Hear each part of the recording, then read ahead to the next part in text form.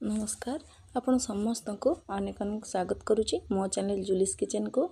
मु आज आपण मान सहित शेयर करी छेनार गोटे खीरी बा छेना पायस। खीरी को देखि आपण मैंने जानी पारुथिबे खीरी केते सुंदर होईची आउ एटा बनेबा बहुत सहज आउ केमिति कम समय रे भी हेबो सेटा भी मु आपण मान सहित शेयर करबी। वीडियोटी संपूर्ण देखिबा को अनुरोध आ मो वीडियो भल लागले लाइक करिवे शेयर करिवे प्लीज मो चैनल को सब्सक्राइब करिवे। तेबे चलंतु आरंभ करिबा आज रेसिपी। एठी प्रथमे मु जेहेतु कहिथिली छेना खीरी करिबा मु 250 ग्राम रो छेना नेची। एठी 250 ग्राम रो छेना आपण हिसाब रे छेना कम अधिक करि परिबे। एठी मु 250 ग्राम रो छेना नेची आ एपटे गोटे पात्र बसे टिके गुआ घियो देइची आ 2 चम्मच चीनी देइची। आमे चीनी को प्रथमे कैरामेलाइज करने जिबा। चीनी रो कलर जो खीरी रो कलर पई आमे चीनी को एमती कैरामेलाइज करने जिबा। पात्र टिके मोटा नेबे कहीं ना खीरी जेहेतु बनाउछंती से लागिबार बहुत चांस थाए सेति पात्रटा जगहटा मोटा नेले ही खीरी हमर तळु केबे भी लागिबनी। एमती आमे जदी आपण जदी चाहिबे हाफ चम्मच रो पानी देकी चीनी जदी अधिक लाग जाउ तो पानी दे मुठी टिके पानी देकी कैरामेलाइज हे जे जाला परे एठी 1 लीटर रो खीर नेची। आपण चाहिए अधा खीर आउ अधा पानी नहीं पारिबे। एमती खीर को दे साला परे आम एमती गरम हवा छाड़ देबा। पूरा गरम होबनी हल्का उषुम हो साला परे एठी कोन करबा ना मुठी खीर गुंड देइची। मुठी अमूल स्प्रे नेची आपण चाहिले कोनोसी भी ब्रांड रो खीर गुंड नहीं पारिबे।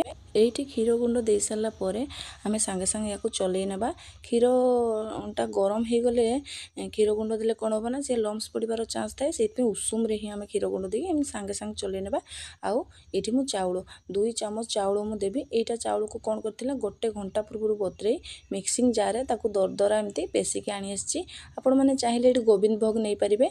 मु एमती बासमती चाउल नेची ताको चाउल 2 चम्मच दे एमती आमे याको घांटी नै जिबा। एमती आमे फुटिबा को छाड़ देबा आ मझिरे मझिरे एमती घांटु देबा। खीरी जेहेतु तो कहितली खीरी जेहेतु लागिबार चांस थाए एमती घांटी नै जिबा आ मझिरे मझिरे चले नै जिबा। एमती खीरी को आमे बहलिया हेबा पई छाड़ देबा। एठी देखंतु एठी किछि समय फुटी साला परे मु एठी कोन करबी ना छेना को आमे देबा। एठी आमे छेना को मु हाथ रे एमती मैश करके देइची। आपण चाहिए ग्रेटर रे भी ग्रेट करके छेना को दे परिबे। मु एमती हाथ रे ही एमती छेना को करके देइची। एठी सबुतक छेना को आमे एमती चकटिकिबा हाथ रे मैश करके एमती खीरी रे पकै नै जिबा। आउ कि सब छेना को एठी देखंतु मु पकै नै साची तापरे आमे ताको फुटिबा पई फुणी छाड़ देबा। एठी टिके चलै दे आउ एमती साइड रु जहा लागितो ताको आमे चलै दोतबा। आउ एठी गोटे चामच मु गुआ घियो को गरम करके किछि ड्राई फ्रूट्स नै छी। आपण मन पसंद रो एठी ड्राई फ्रूट्स ऐड करि परिबे। एठी मु ड्राई फ्रूट्स को गुआ घियो रे भाजी के एठी ऐड कर नै छी। आउ आमे पुणी एमती चलेबा आउ ताको एमती बहलिया हवा पर्यंत आमे छाड़ देबा। एठी खीरी मोर बहलिया हे आसलानी आपण देखि कि जानि परथिबे। एठी शेष रे खीरी जतरो पूरा हे आसीबो आमे चीनी देबा। मु एठी हाफ कप रो चीनी देइची। बेसी चीनी देबा दरकार नै जेहेतु एठी आमे अमूल देइचंती हाफ को आउ 2 चम्मच चीनी आमे आगुरु देइतिले कैरामेलाइज हेबा पई। एठी चीनी दे साला परे एमती आउ तरे टिके चलेनी कि आउ किछि समय फुटिबा पई छाड़ देबा। आउ एठी मु 4 चम्मच रो मिल्क मेड मध्ये देइतिली। सॉरी मो वीडियो मिल्क मेड रो वीडियो केमती स्किप हे जाईची। आउ शेष रे एठी गुजराती देबा। 2टी गुजराती के मु एठी छेची की देइतिली। एमती खीरी एत्ती बोलिया रे आमे फ्लेम को बंद कर देबा। काहे कि ना खीरी ठंडा हे गले आहुरी बसी जिवो बा आहुरी बहलिया हे जिवो। एमती रे बंद कर दे सारी आमे खीरी को एमती सर्व करबा। वीडियोटी आज जदी भल लागितबो लाइक करके जिवे। पुणी आ गोटे वीडियो सहित देखा हबो। सेति पर्यंत रहिली। नमस्कार।